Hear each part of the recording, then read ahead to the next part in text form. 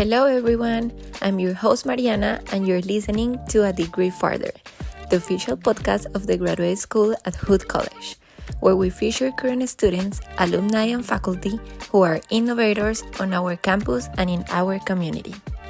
Welcome to A Degree Farther, the podcast where we explore education, leadership, and the people who go the extra mile to inspire change. Today, I am excited to introduce a guest who embodies all of that and more. Joining us is Ryan Riesmeyer, a coach, educator, and leadership advocate who's redefining what it means to support and shape student athletes, both on and off the field. Based here in Frederick, Ryan brings an incredible blend of athletic experience, academic expertise, and leadership vision to every role he steps into. As a high school educator, Ryan harnesses innovative tools like Solid Professor to turn STEAM into hands-on, future-ready experience. Outside the classroom, he's making waves in the world of lacrosse. He's currently serving as head coach for Frederick High School's boys lacrosse team and a key part of Hood College men's program since 2020. Ryan holds a master's in supply chain management and is currently finishing his master's in educational leadership here at Hood. Whether it's through coaching, fundraising, mentoring, or serving on the board for Aspires Lacrosse, Ryan is deeply committed to lifting up his community and building a culture of accountability, discipline, and personal growth. Get ready for a conversation about coaching with purpose, leading with heart, and helping the next generation to go a degree farther. Let's welcome Ryan Riesmeyer. Enjoy it! Hello everyone, welcome back to a new episode of A Degree Farther. Today we are with Ryan Riesmeyer. Hi Ryan, thank you so much for being here. How are you today? Doing great, how are you? Good, thank you for asking. Well, Ryan, let's start for the beginning. If you can present yourself and tell us a little bit about your background and why you're here. So I grew up in Pittsburgh, PA. I went to a local high school in the area and then went on to play college lacrosse at St. Vincent College, where I went to major on business education. At the time, it was a very unique degree. It was one of five colleges on the coastline that offered a business degree, but also combined it with a K through 12 teaching certificate. So I was highly intrigued. And that kind of leads me into how I was actually kind of pushed towards this career in teaching, where I was sitting in my high school accounting class and like freshman year, and I took accounting because I always loved business. And my teacher, Mr. Dano, he was like, I used to be an accountant in the real world, but I just couldn't take the cubicle life anymore. And I really liked being an accountant. So I thought, why don't I go teach kids how to be accountants? And that's when it just clicked for me. So I took all of his classes throughout high school and then later on pursued a teaching career. That's how I'm here now. Okay.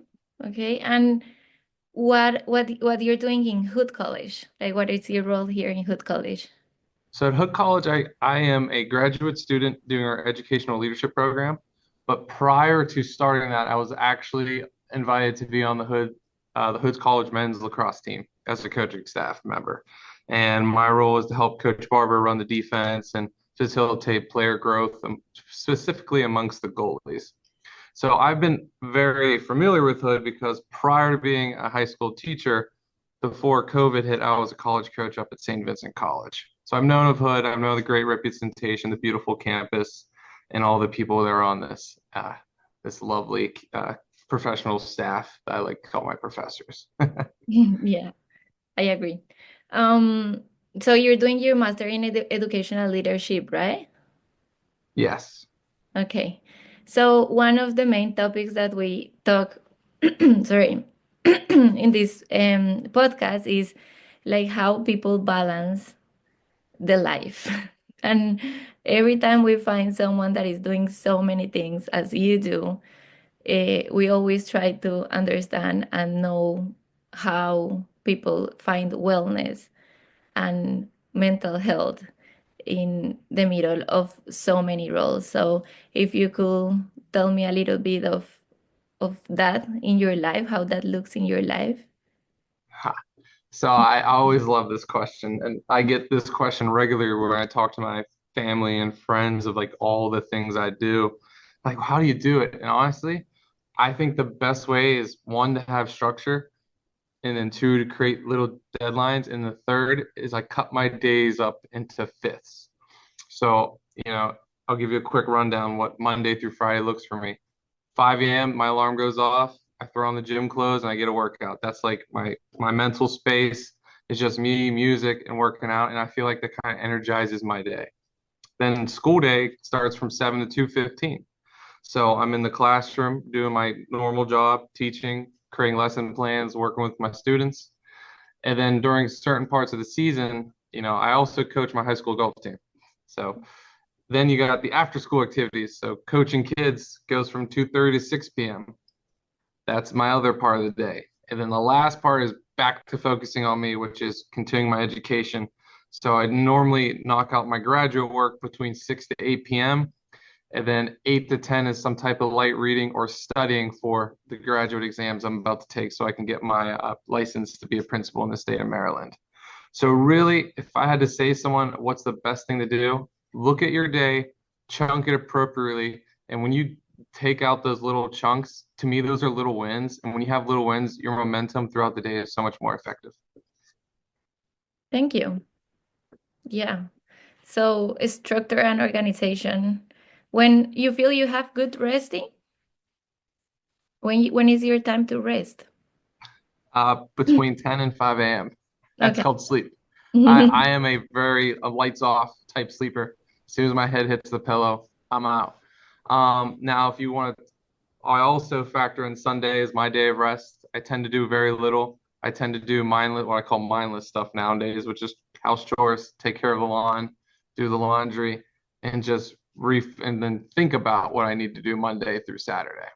Saturday is my overflow day. Like if I didn't get to something on Tuesday, Wednesday, I push to Saturday because I don't want to back other things up.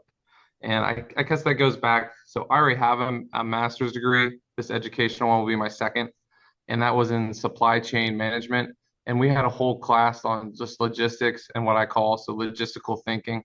So I'm Mm, very acute to how long time will take to do a certain task and how much effort it's going to take. And I'm very good at placing it throughout the week based on when those deadlines or needs and meet expectations for it to be done. okay.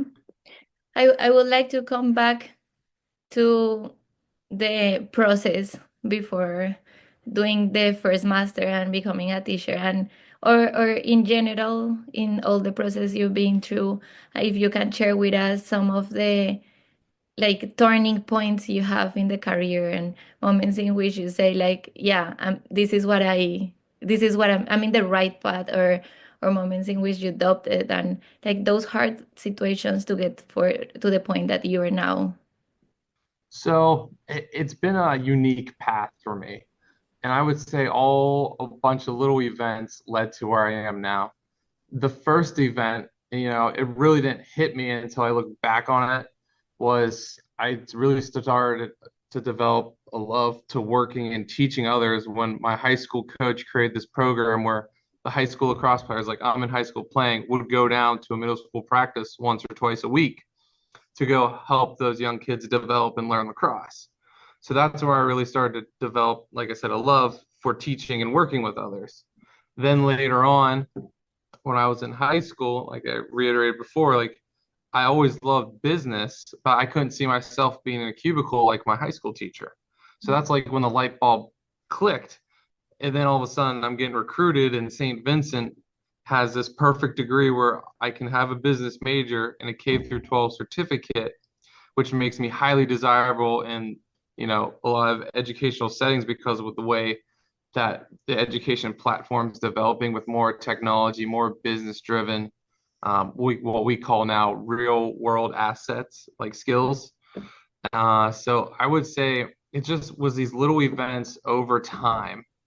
And I did mention too that I had a brief stunt with college across, but then when COVID hit, I kind of looked at where I was at. I looked at what I was doing, and I said, I really want to give teaching a try. And oddly enough, before I left PA to move to Maryland to start my teaching journey, my mom showed me my high school yearbook, and it said to be a high school teacher and a high school lacrosse coach. And I thought that was kind of like full circle. It's like, I'm kind of getting back to where I am. And, being a teacher for the past 6 years, it's been great. I've had to grow a little bit in some areas and I had to grow a lot in some other areas. Um, but other than that, no, I think little events push you in the right way. It wasn't some big turning point or, epiphany. It's just I've been heading the right way, but I've been having these little turns and twists along the way. Yeah, that's that's so sweet that you found that in your high school book. My mom found that. I have no idea how she remembered that. I'm like, geez, mom, you kind of gave me like a good way to say goodbye and like not feel like I'm just making a rash decision. Yeah. Yeah, that's incredible. So looking in the future, what what type of things you will like your students or staff and the people that works with you uh, feel about the impact you do in their lives, or what impact you want to have in those students?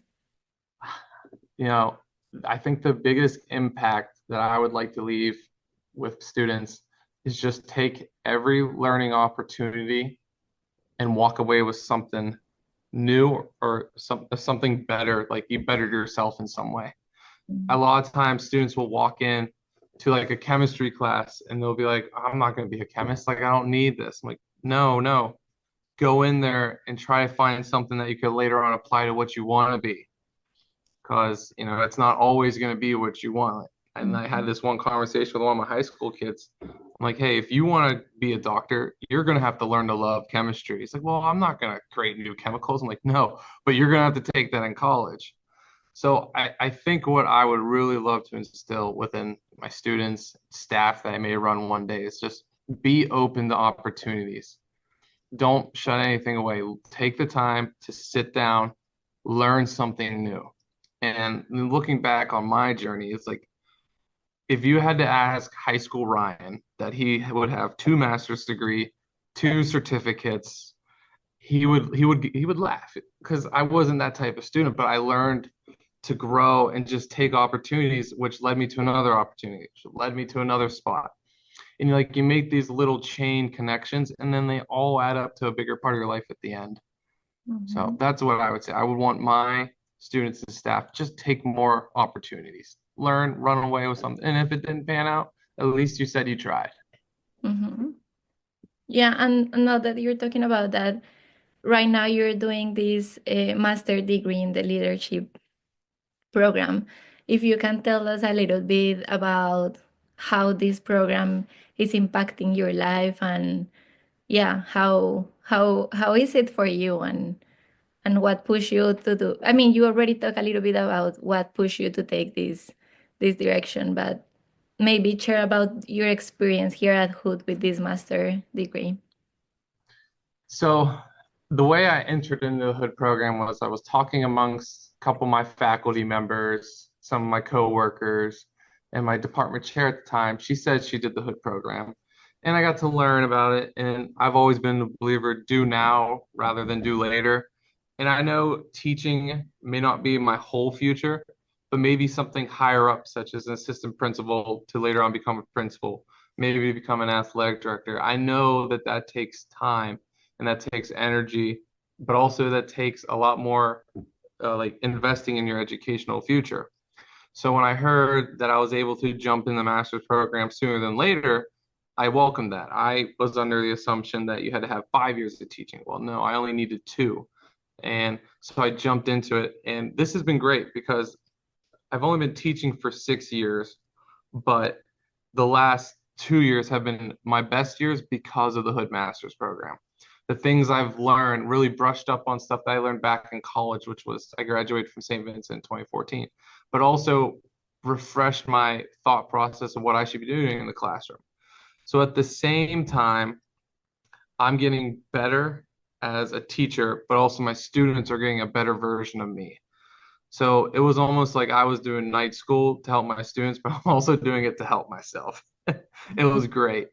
Um, and then going forward, I would like to elevate my position within the school system. Like I said, I don't know if that's going to be within a school building with students or so much as central office, but I do believe that somewhere down the road I will fit in and I'll have a bigger role to play, which will have a bigger impact on the community rather than some of the students that are just happen to be sitting in my classroom. Okay. So what advice you can give to those people that are right now the little Ryan? Now, And first of all, I yeah. would say that if you can carve out 2 to 3 hours a day, then you can do this master's program. That's being generous. Some classes are a little lighter than others. And then going forward on top of that, the internship program, I call it the last leg, is by far the most eye-opening experience. The things you do outside with the admin, outside with your athletic director, really give you a glimpse of what you're going to be expected to do, but also how to handle situations. It's been tremendous. I really recommend it. If you even have a thought of I should go back, then take it and run with it. It's highly manageable. All the professors have been great. I've always had the expectation to meet deadlines, but I'm not perfect. I turned in maybe 2 assignments out of the 2 years late by a day just because life happens. And they understand that. But also, you're kind of investing in yourself. There's opportunities to grow, and you should always take it because the worst thing you could do is become stagnant as a teacher. It's not going to work. That's when I see a lot of dropout, a lot of teacher burnout. It's when they become stagnant and they don't have anything new. I'm curious about how your position as a coach and the role as a teacher Oh, mix, and like how they combine and how you use, like, the skills and different activities from each of them, and move them. honestly, they overlap so well because as a coach and a teacher, the first thing you need to know is content knowledge. So, like, I coach lacrosse. If I don't know a good amount of lacrosse or can display my abilities to my players, they're not going to establish that want to learn or that the need to like appease me because, well, if Coach Riesmeyer can't shoot a lacrosse ball, then I don't like, why should I? As a teacher, it's the same process. Like, I need to demonstrate to my students that I know what I'm doing. Therefore, I will make sure you one day will understand what you're doing. Like, passing on to me, it goes next into developing a relationship. As a coach, yes, you do become very close with your players, but you have to understand the process it takes to become that close. Like, you have to put yourself out there. You have to reach out when they're down. You have to create that safe environment. And as a teacher, it goes the same thing. Now, when I'm coaching lacrosse, I'm around 35 guys, right? So we all kind of already have a similar bond. We all like lacrosse. In the classroom, you're not going to get that.